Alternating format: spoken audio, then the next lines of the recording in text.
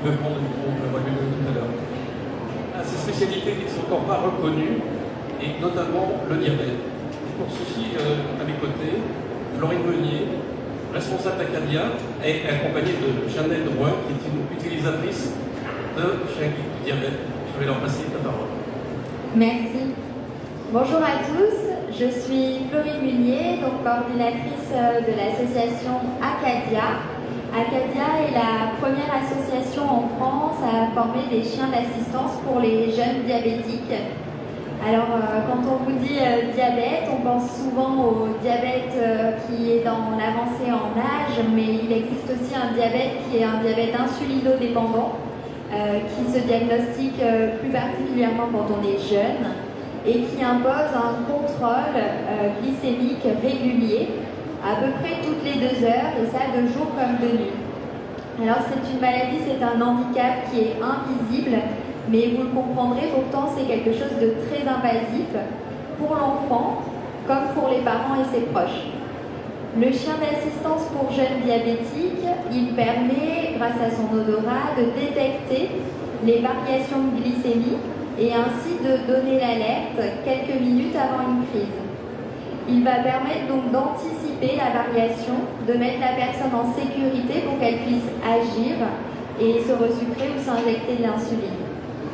L'association Acadia est à Livron-sur-Drôme. On a fait le chemin ce matin avec nos loulous pour venir vous présenter l'association et on est très heureux d'avoir remis une vingtaine de chiens d'assistance en France.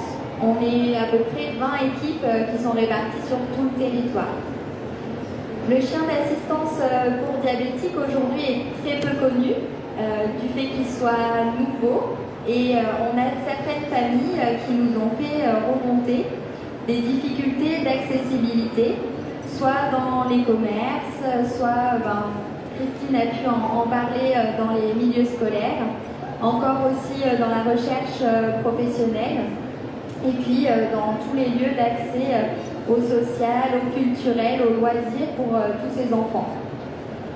Alors, comme l'a dit Christine par rapport aux chiens qui se développent des nouvelles assistances, on a les handichiens avec les troubles envahissants du développement comme l'autisme. Je parlais aussi des chiens du silence avec les chiens écouteurs pour les personnes déficientes auditives, ou encore Acadia avec le diabète. C'est vrai que c'est des nouvelles spécialités. Vous n'en voyez peut-être pas beaucoup encore parce qu'on est un petit nombre par rapport aux chiens guides, par exemple. Mais c'est très important pour nous et pour les personnes qui puissent accéder à tous les lieux publics. Parce que pour le diabète, une crise ne prévient pas et elle peut arriver partout.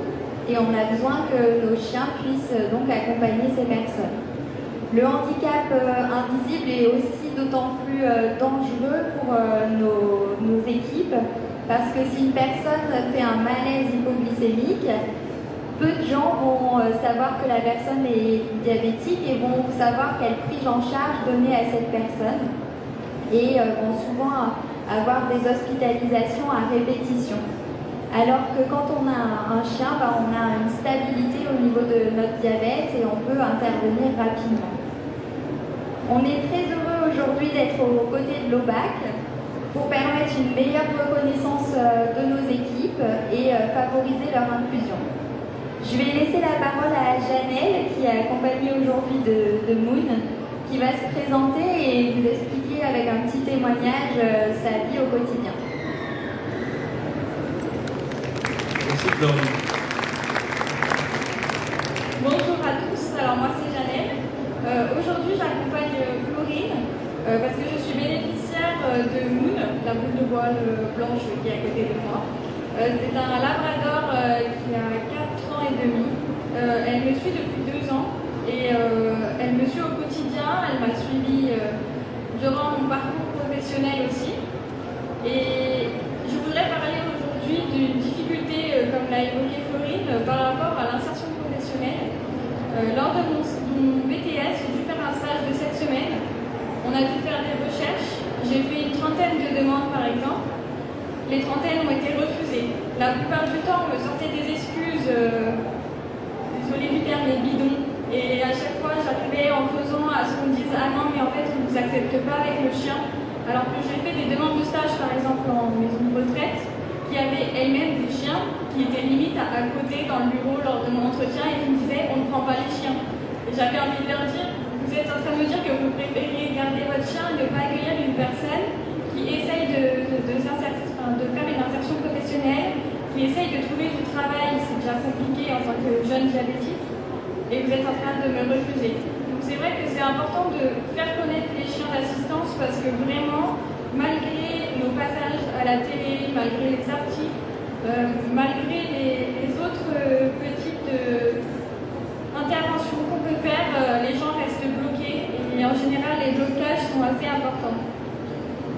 Donc c'est vrai que Moon est quand même une chienne qui m'a de nombreuses fois sauvé la vie, jour et nuit. Il faut savoir que c'est des chiens qui travaillent 24 heures sur 24, 7 jours sur 7, ils ont très peu de repos. Donc on essaye de faire en sorte quand même qu'ils aient des moments sans nous pour que leur nez puisse se reposer. Mais c'est vrai que c'est des chiens qui sont en alerte. Je ne sais pas si vous avez pu remarquer, mais quand je suis rentrée, je me suis assise. Moon est venue me bloquer, donc c'est une alerte avec son museau, elle appuie sur la cuisse. Qui est accompagnée avec Florine l'a fait aussi. C'est discret, mais parfois, presque on a l'impression